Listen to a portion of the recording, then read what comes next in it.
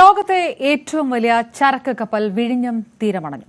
Mediterranean shipping കമ്പനിയുടെ MSC ടർക്കിയാണ് വിഴിഞ്ഞം രാജ്യാന്തര തുറമുഖത്ത് ബർത്ത് ചെയ്തത്. ആദ്യമായാണ് ഒരു ഇന്ത്യൻ തുറമുഖത്ത് MSC ടർക്കി നങ്കൂരമിടുന്നത്.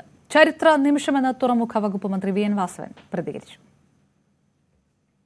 ചരിത്രത്തിൽ ഇടം പിടിച്ച് അഭിമാനം വാനോളമുയർത്തി ലോകത്തെ ഏറ്റവും വലിയ ചരക്ക് കപ്പലുകളിൽ ഒന്നായ MSC ടർക്കി വിഴിഞ്ഞം രാജ്യാന്തര തുറമുഖത്ത് നങ്കൂരമിട്ടു.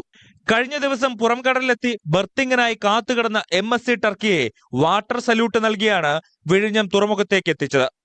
ആദ്യമായാണ് ഒരു ഇന്ത്യൻ തുറമുഖത്ത് ഇത്ര വലിയ ചരക്ക് കപ്പൽ ബർത്ത് ചെയ്യുന്നത്. വിഴിഞ്ഞത്തെത്തുന്ന 257ാമത്തെ കപ്പലാണ് MSC തുർക്കി. ഭീമൻ കപ്പൽ ശ്രേണിയിൽപ്പെട്ട MSC തുർക്കിക്ക് 399.9 മീറ്റർ നീളവും 61.33 മീറ്റർ വീതിയുമാണുള്ളത്. ആഴമാകട്ടെ 33.5 മീറ്ററും.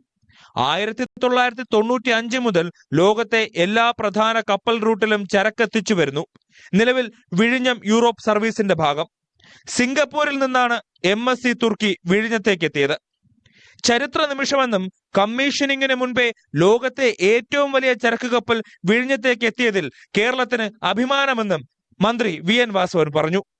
ഇപ്പൊ നമുക്ക് MSCയുടെ ഏറ്റവും കൂറ്റൻ കപ്പലുകൾ ഒരുപക്ഷെ കൊളംബോയിലോ ദുബൈയിലോ പോലും എത്തിച്ചേരാത്ത ഷിപ്പാണ് അടുത്ത ദിവസം ഇവിടെ വരാൻ പോകുന്നത് എന്നത് ഏറ്റവും സന്തോഷകരമായ വാർത്ത കൂടി നിങ്ങളെ അറിയിക്കുകയാണ്.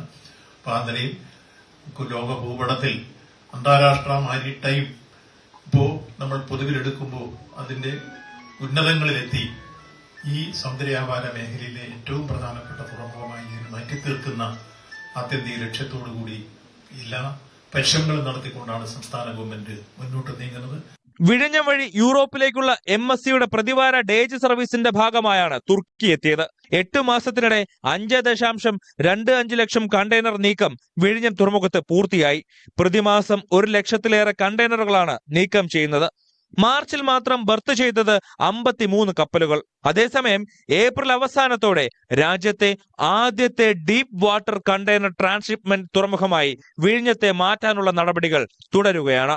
News 18 തിരുവനന്തപുരം.